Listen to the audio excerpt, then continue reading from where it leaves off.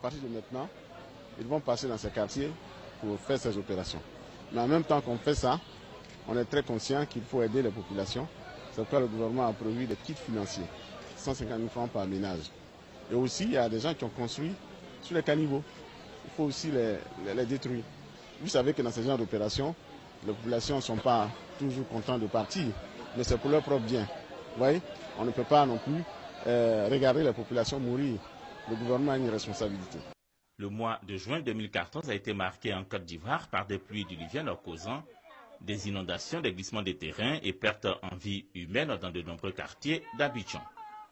Le gouvernement ivoirien, après avoir sensibilisé et soutenu les sinistrés de ces dernières pluies, passe à la phase active de démolition des habitations à haut risque. L'opération a été lancée jeudi par le ministre chargé de la Défense Paul Kofi. Dans la commune d'Atekoubé, le quartier de Mosikro, situé au flanc d'une colline à haut risque d'éboulement, est la première étape de cette opération. Suivront les communes d'Abobo, de Yopougon, de Koumassi et de Cocody. Les populations des zones à haut risque seront délocalisées vers des sites sécurisés, une opération à laquelle elles sont favorables.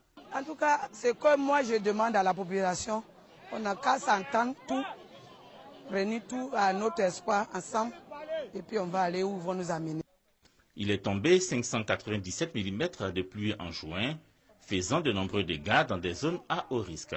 On compte 27 décès, des dizaines de blessés et des centaines de familles sans abri.